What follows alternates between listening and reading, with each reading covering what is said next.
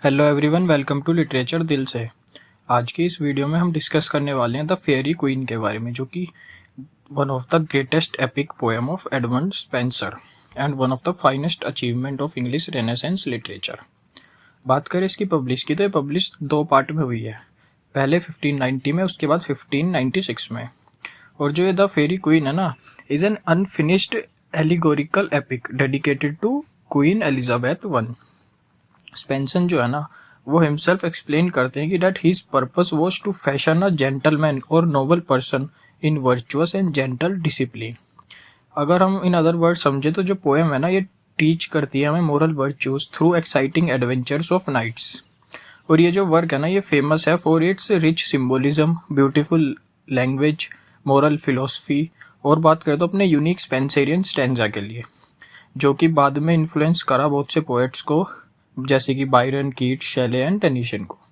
अब बात करें स्टूडेंट्स की जो प्रिपेयर कर रहे हैं जी नेट या टीजीटी पीजीटी टीचिंग एग्जाम्स के लिए, उनके लिए काफ़ी ज़्यादा इंपॉर्टेंट होने वाली है, क्योंकि इससे रिलेटेड क्वेश्चंस बार बार पूछ लिए जाते हैं।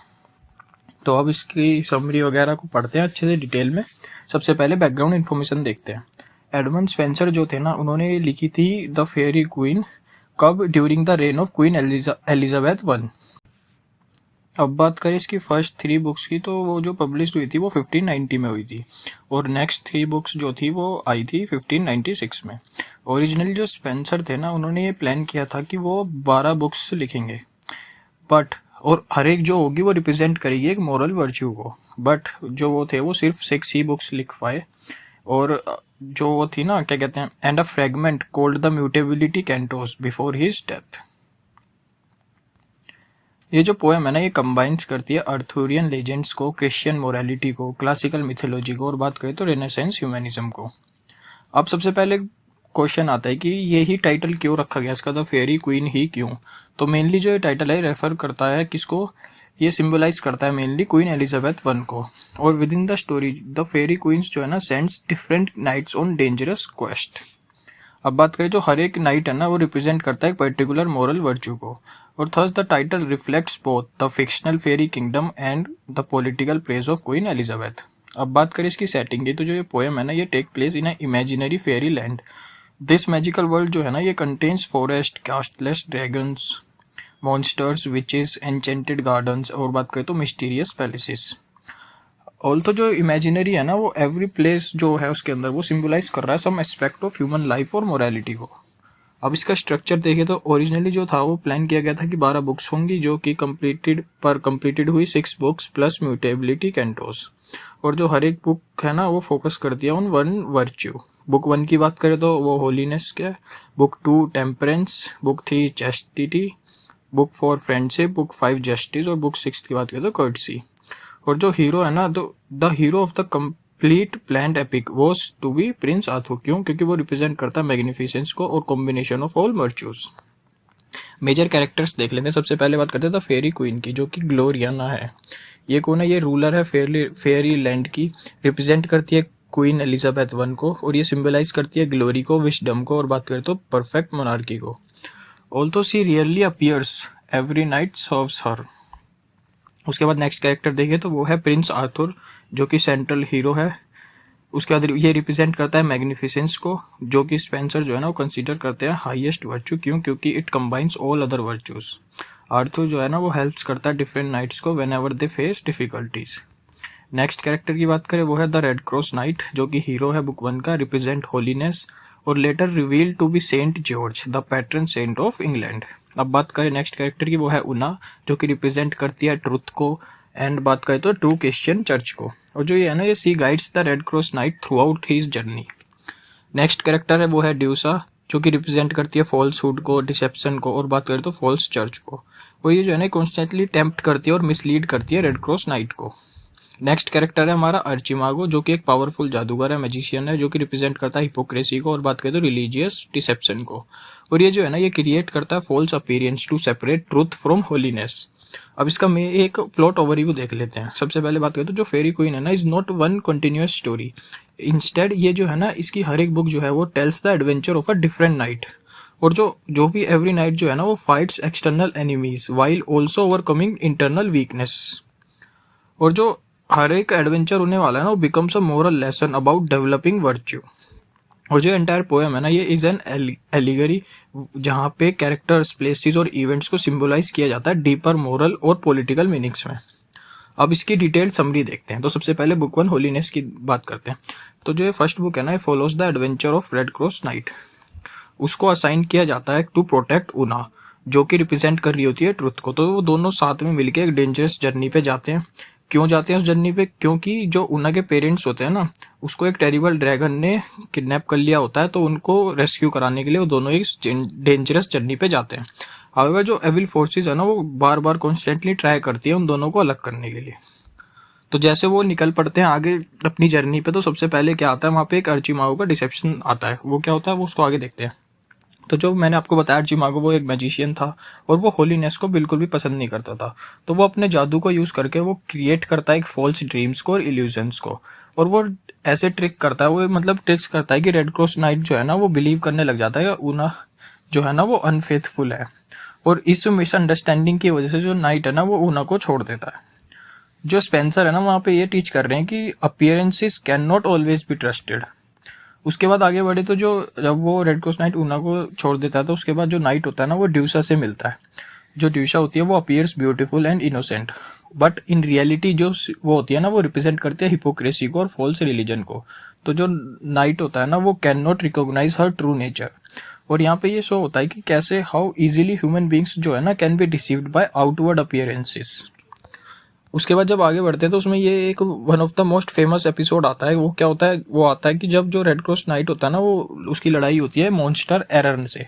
एक मॉन्स्टर होता है एरर नाम का, उससे उसकी फाइट होती है। तो एरर जो होता है ना वो एक डार्क केव के अंदर रहता है। वो मेनली जो वो एरर है वो क्या है, वो एक हाफ वुमेन है और हाफ सर्पेंट है।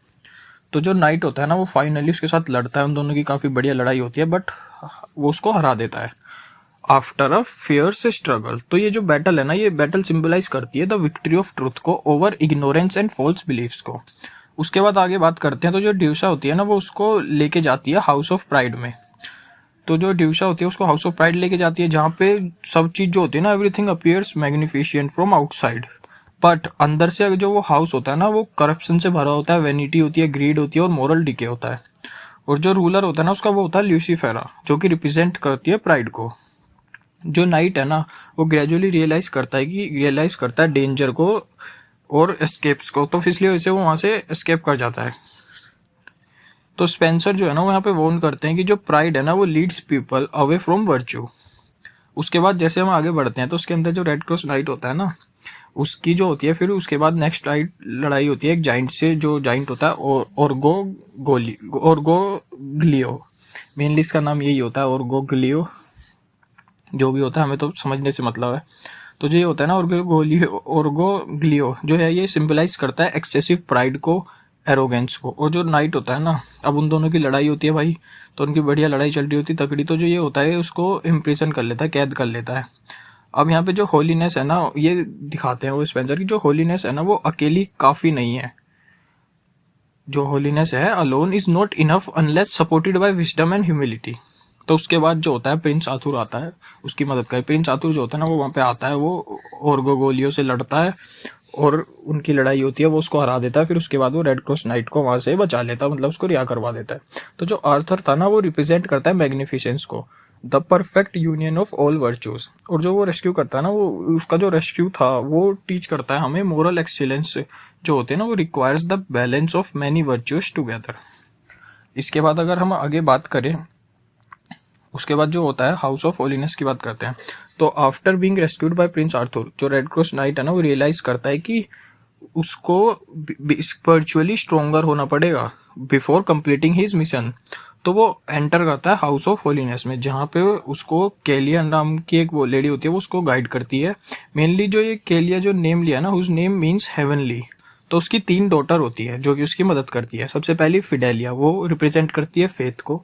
उसके बाद स्पेरेंजा जो कि रिप्रेजेंट करती है होप को। उसके बाद चेरिसा जो कि रिप्रेजेंट करती है चैरिटी को, लव को। तो थ्रू प्रेयर, डिसिप्लिन और बात करें स्पिरिचुअल एजुकेशन, जो रेड क्रॉस नाइट था ना वो ओवरकम करता है अपनी वीकनेस को और becomes morally prepared for his final battle. अब जो स्पेंसर है ना वो यहाँ पे सजेस्ट कर रहे हैं कि जो ट्रू होलीनेस है ना is achieve through faith, hope, charity और बात करें तो सेल्फ डिसिप्लिन। उसके बाद उसकी बैटल होती है बहुत तगड़े वाली। उसका एक फाइनल चैलेंज आता है बुक 1 का। वो क्या होती है, फाइटल बैटल होती है उसकी अगेंस्ट अ टेरिबल ड्रैगन।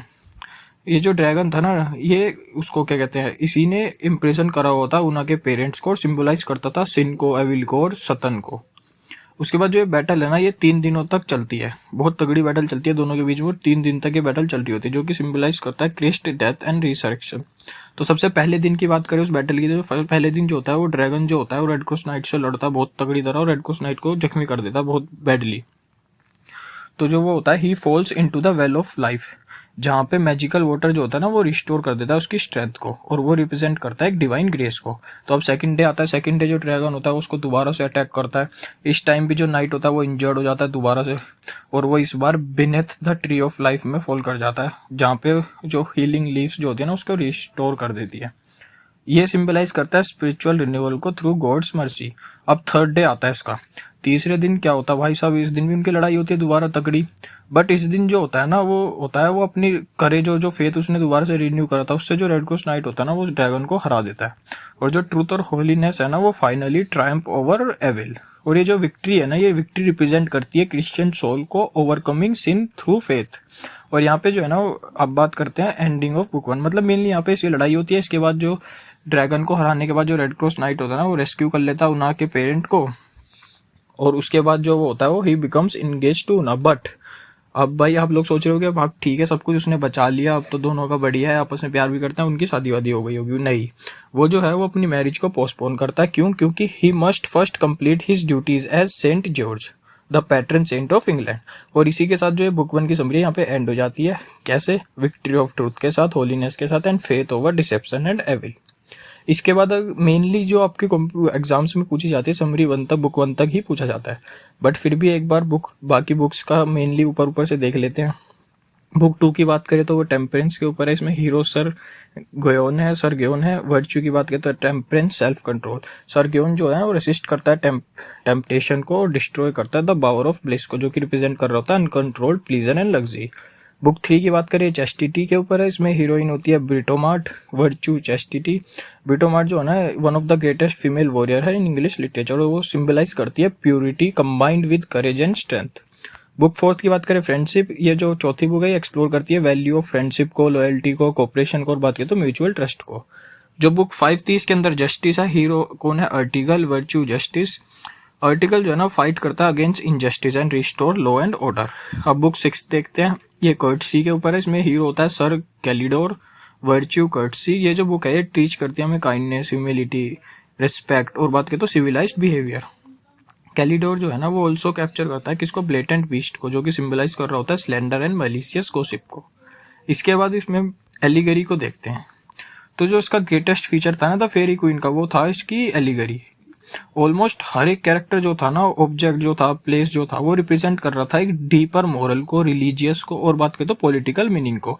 जैसे कि एग्जांपल्स देखते हैं कुछ। सबसे पहले रेड क्रॉस नाइट को देखते हैं। वो किसको मेनली, वो किसको रिप्रेजेंट कर रहा था? होलीनेस को। उना की बात करें वो ट्रुथ को, ड्यूसा की बात करें वो फॉल्सहुड को, अर्चिमागो की बात करें वो हिपोक्रेसी को, ड्रैगन की बात करें सिन और एविल को, प्रिंस आर्थर था वो किसको? वो मैग्निफिसेंस को, ग्लोरियनिया की बात करें क्वीन एलिजाबेथ 1 को, हाउस ऑफ प्राइड की बात करें ह्यूमन वैनिटी को, और हाउस ऑफ होलीनेस की बात करें तो वो स्पिरिचुअल ग्रोथ को।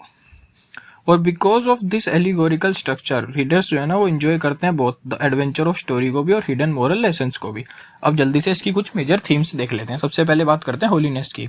ये जो है ना फर्स्ट और सेंट्रल वर्च्यू है पोएम की।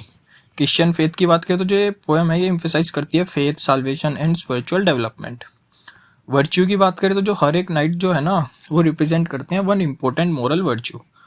गुड वर्सेस एविल देखते हैं। ऑलमोस्ट हर एक एडवेंचर जो है ना वो शो कर रहा था हमें conflict between virtue and vice. Moral education देखे तो जो पोएम है वो टीच कर रही है हमें रीडर्स को कि how to become morally perfect. Nationalism देखे तो जो पोएम है ना प्रेज करती है क्वीन एलिजाबेथ 1 को और सेलिब्रेट करती है इंग्लैंड को। चाइवलरी की देखे तो नाइट्स जो है ना वो डेमोन्स्ट्रेट करता है करेज, ऑनर, लॉयल्टी एंड सर्विस। अब जल्दी से इसके इंपॉर्टेंट सिंबल्स देखते हैं। सबसे पहले ड्रैगन जो है वो सिंबलाइज कर रहा है किसको? सिन को, सैटर्न को, एंड बात करें तो एविल को। ऊना रिप्रेजेंट कर यहाँ पे truth, the true church. Duessa falsehood, deception, religious corruption. Fairy land जो है वो ह्यूमन लाइफ को, मोरल वर्ल्ड को। प्रिंस आर्थर जो है वो परफेक्ट वर्च्यू है। द पावर ऑफ ब्लिस की बात करें तो temptation, uncontrolled pleasure. Literary features देखें इसके तो ये एक एलिगोरिकल एपिक है, रेनेसेंस पोइट्री है, क्रिश्चियन सिंबोलिज्म है, आर्थुरियन रोमांस है। और बात करें तो क्लासिकल मिथोलॉजी, मिडिवल राइवलरी और रिच इमेजरी और मोरल फिलोसफी। अब स्पेंसरियन स्टेंजा देखते हैं, ये क्या होता है। One of the Spencer's greatest contribution है इंग्लिश पोइट्री के अंदर। इसके अंदर 9 लाइन्स होती है और जो फर्स्ट 8 लाइन्स होती है ना वो आयम्बिक पेंटामीटर में होती है, और जो 9th लाइन होती है ना वो अलेक्जेंड्रिन होती है, आयम्बिक हेक्सामीटर, जो कि उसको बहुत ज़्यादा लंबा बना देती है। अब राइमिंग स्कीम की बात करें तो वो इस तरह से होती है कुछ A B C C। और ये जो स्टेंजा है ना लेटर इन्फ्लुएंस करा पोएट्स को, जैसे कि बायरन, कीट्स, शेले और टेनिसन को। अब कुछ इंपॉर्टेंट कोटेशंस देखते हैं। सबसे पहले की बात करें तो be bold and everywhere be bold. Mainly इसका मीनिंग यही हुआ कि courage is necessary to overcome life's challenges. Second की बात करें तो वो है sleep after toil, port after stormy seas. Mainly इसका मीनिंग यही हुआ जो पीस है ना वो फॉलोज स्ट्रगल, और बात करें रेस्ट जो है ना वो आता है after hard work. Critical appreciation देख लेते हैं तो जो ये फेरी क्वीन है ना इसको कंसिडर करा जाता है one of the greatest allegorical epic in English literature. ये सक्सेसफुली कंबाइन है मोरालिटी का, रिलीजन का, रोमांस का, और बात करें तो मिथोलॉजी का, पॉलिटिक्स का और इमेजिनेशन का। स्पेंसर जो है ना वो ट्रांसफॉर्म करते हैं मिडिवल रोमांस को into a renaissance masterpiece by blending Christian ideals with classical learning. हालांकि ये अनफिनिश्ड रह जाती है, बट जो ये पोएम है ना remains one of the finest achievement of English poetry. इसके बाद बात करें तो एग्जामिनेशन पॉइंट, जैसे कि मैंने आपको ऊपर बता दिए हैं सभी फैक्ट्स, एक बार फिर से बता देता हूँ। ऑथर कौन है इसके, एडमंड स्पेंसर है। पब्लिश कब हुई, 1590 में और 1596 में। जनरे की बात करें एलिगोरिकल एपिक है। बुक्स जो थी स्टार्टिंग में प्लान थी वो 12 बुक्स, बट कंप्लीट कितनी हुई, 6 प्लस म्यूटेबिलिटी कैंटोस।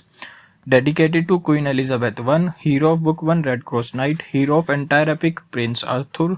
स्टेंजा की बात करें स्पेंसरियन स्टेंजा, और राइम स्कीम जो है इसकी A B C C। अब इसमें कुछ कंक्लूजन पे आते हैं मेनली। तो कंक्लूजन में भी बस इतना ही है कि जो द फेरी क्वीन है ना ये एक स्टोरी है नाइट और एडवेंचर की, बट इससे ये कई ज़्यादा है। क्यों? क्योंकि it is a grand allegorical epic that teaches moral virtues through symbolic characters and exciting quest. तो जो बाय ब्लेंडिंग क्रिश्चियल आइडियाज, और बात करें तो classical mythology, Arthurian legends and renaissance humanism, Edmund Spenser जो है ना वो created one of the greatest masterpiece in English literature. Even आज की बात करें तो जो ये पोएम है ना remains essential for understanding renaissance poetry, allegory and the development of English epic. So आज के लिए बस इतना ही। Thank you for watching.